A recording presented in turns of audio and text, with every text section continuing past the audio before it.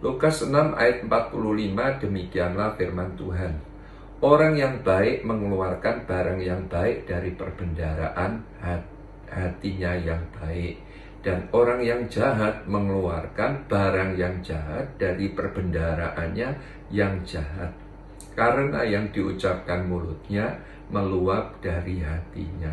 Jadi dari ayat-ayat tersebut dapat digambarkan bahwa saudara dan saya, setelah kita itu terima Yesus sebagai Tuhan dan Juru Selamat, kita itu digambarkan seperti orang yang baik.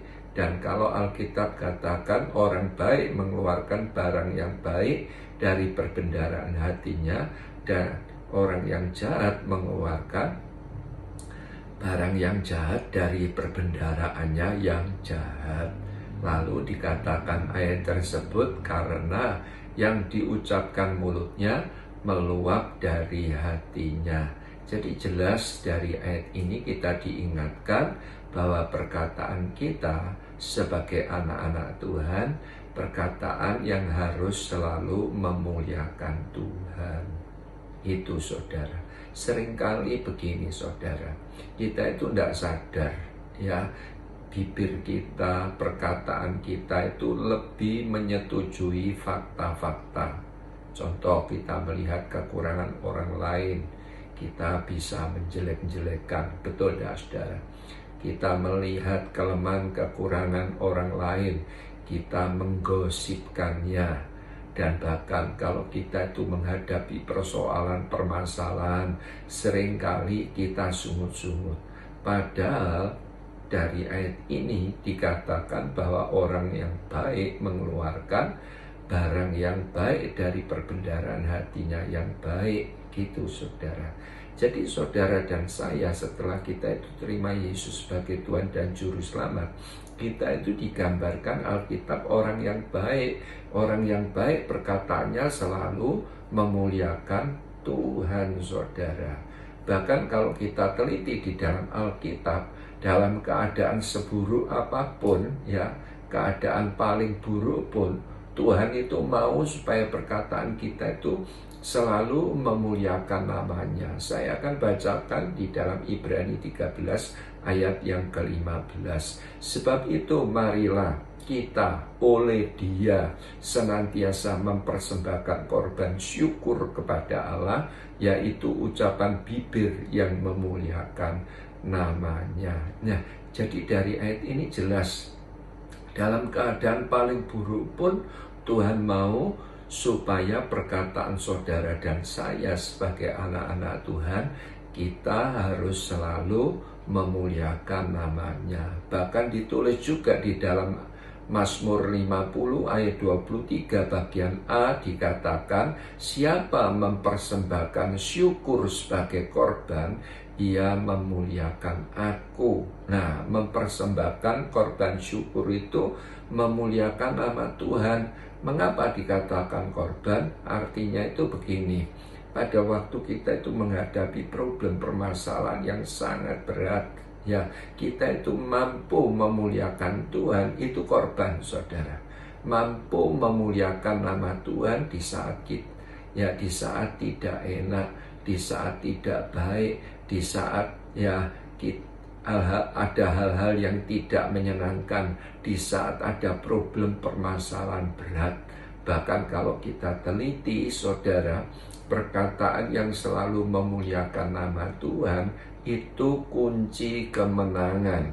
Ya, contoh di dalam Alkitab, pada waktu Daud di dalam kehidupannya menghadapi problem permasalahan yang begitu berat, dia berdoa di hadapan Tuhan, Tuhan bukalah bibirku supaya aku tetap dapat memuji, memuliakan nama-Mu. Saya akan bacakan ayat ini di dalam Mazmur 51 ayat 17 sampai dengan ayat yang ke-19. Ayat 17 dikatakan, Daud berseru di dalam doanya, "Ya Tuhan, bukalah bibirku, supaya mulutku memberitakan puji-pujian kepadamu." Ayat 18, "Sebab engkau tidak berkenan kepada korban sembelian, sekiranya ku persembahkan korban bakaran, engkau tidak menyukainya."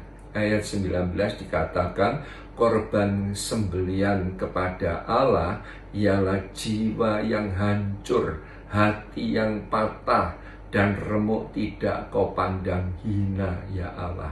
Nah, luar biasa ayat ini, saudara. Daud pada waktu dia itu menghadapi permasalahan yang berat, dia berdoa, "Tuhan, bukalah bibirku supaya aku memberitakan kebaikan-Mu, supaya aku tetap mempermuliakan nama-Mu. Sebab korban persembahan, korban sembelian, korban bakaran tidak Engkau sukai, tetapi korban sembelian, korban bakaran," yaitu apa dikatakan ayat-ayat ini, jiwa yang hancur, hati yang patah, tidak kau pandang hina. Jadi jelas ayat ini, saudara, perkataan yang selalu memuliakan nama Tuhan itu kunci kemenangan. Amin.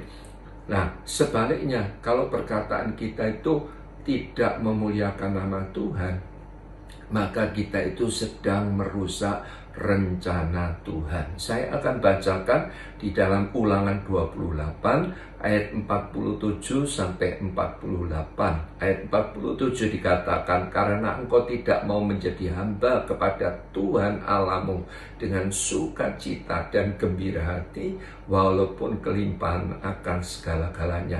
Jadi yang artinya begini, saudara, setelah saudara dan saya terima Yesus sebagai Tuhan dan Juru Selamat, kita itu menerima kelimpahan. Nah, pada waktu kita sudah menerima kelimpahan, sementara di dalam hidup ini diwarnai dengan berbagai problem permasalahan, kalau kita tidak bisa bersukacita, kalau kita tidak bisa bergembira, maka apa kata Alkitab? Ayat 48 dikatakan, "Maka dengan menanggung lapar dan haus, dengan telanjang." Telanjang itu apa, saudara? Berbicara dipermalukan. Maka dengan menanggung lapar dan haus, dengan telanjang dan kekurangan akan segala-galanya, engkau akan menjadi hamba kepada musuh yang akan disuruh Tuhan melawan engkau, dan ia akan membebankan kuk besi ke atas tengkukmu sampai engkau dipunahkannya. Nah, jelas dari ayat ini, saudara, jadi setelah kita itu menerima Yesus sebagai Tuhan dan Juru Selamat, kita itu sudah menerima kelimpahan.